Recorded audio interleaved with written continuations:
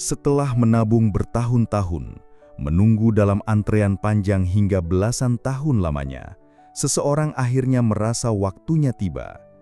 Tiket menuju Tanah Suci sudah di depan mata. Doa-doa yang dipanjatkan setiap malam seolah terjawab. Namun tiba-tiba, semuanya hancur. 8.400 calon jamaah haji yang seharusnya berangkat tahun lalu justru harus menelan pil pahit. Keberangkatan mereka dibatalkan. Bukan karena pandemi, bukan pula karena bencana, melainkan karena sebuah dosa besar, korupsi kuota haji. Bayangkan wajah para orang tua yang sudah renta, yang mungkin tak lagi punya kesempatan kedua.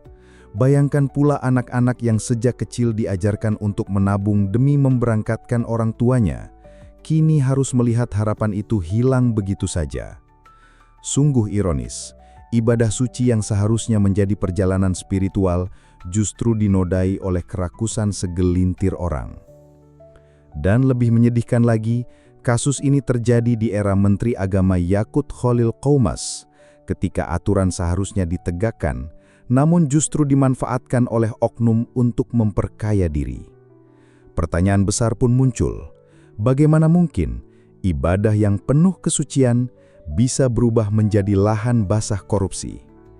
Inilah kisah nyata di balik tragedi ribuan jamaah haji yang gagal berangkat. Sebelum kita lanjut lebih jauh membongkar kasus yang sangat mengejutkan ini, saya ingin mengajak Anda semua untuk bergabung bersama di kanal ini. Caranya mudah, cukup klik tombol subscribe di bawah agar Anda tidak ketinggalan informasi terbaru seputar haji, isu sosial, dan fakta penting yang sering ditutupi dari pandangan publik.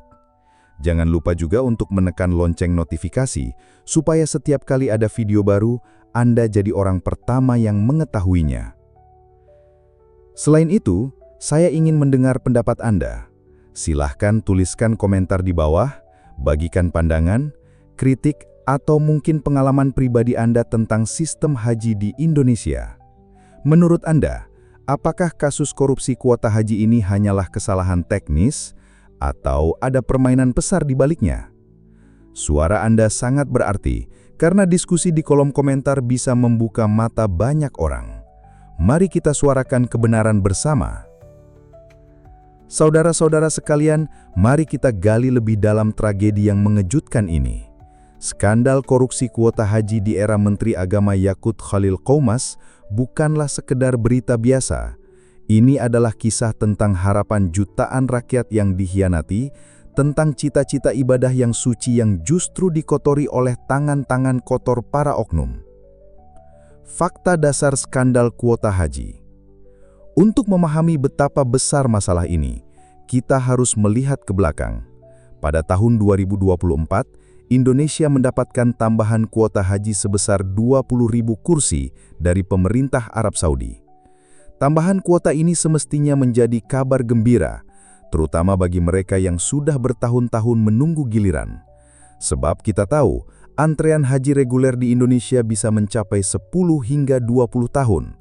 Di beberapa daerah, bahkan ada yang baru bisa berangkat setelah 30 tahun menunggu.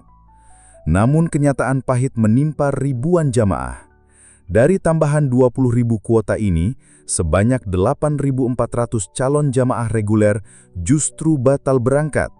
Mereka bukan hanya kehilangan kesempatan di tahun 2024, tetapi juga harus kembali menunggu giliran yang entah kapan bisa tiba. Dan penyebabnya bukan faktor teknis, bukan karena kekurangan pesawat, bukan pula karena kendala administrasi, melainkan karena kuota mereka diduga dialihkan secara tidak sah ke jalur haji khusus. Mengapa hal ini bermasalah? Karena sistem kuota haji di Indonesia sudah jelas diatur dalam Undang-Undang Nomor 8 Tahun 2019 tentang penyelenggaraan ibadah haji dan umroh. Dalam aturan ini, disebutkan secara tegas bahwa 92% kuota haji harus diberikan kepada jamaah haji reguler. Hanya 8% yang boleh diberikan untuk haji khusus.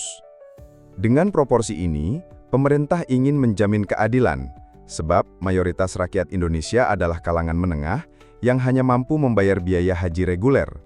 Sedangkan haji khusus memang diperuntukkan bagi mereka yang sanggup membayar lebih mahal.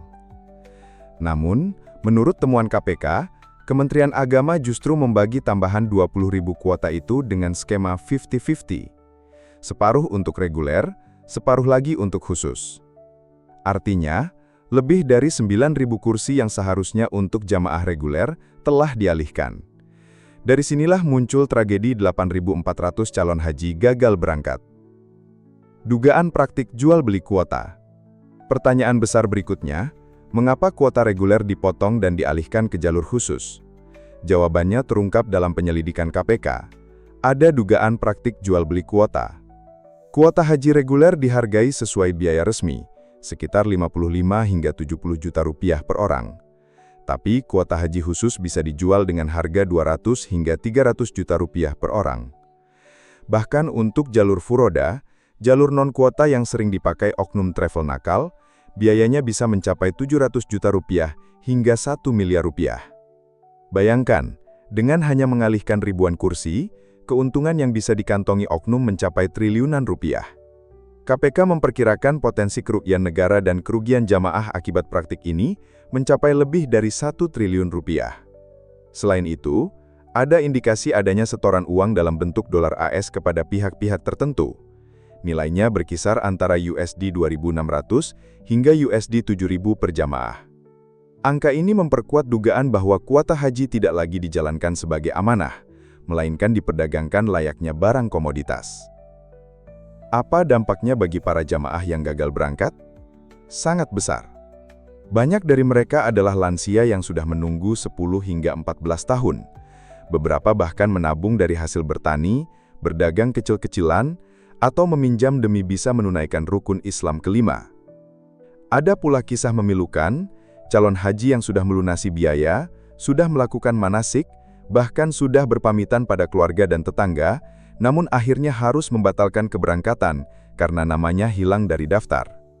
Lebih menyedihkan lagi, ada jamaah yang meninggal dunia sebelum mendapatkan giliran baru. Artinya, mereka gagal menunaikan haji karena ulah segelintir orang yang tamak.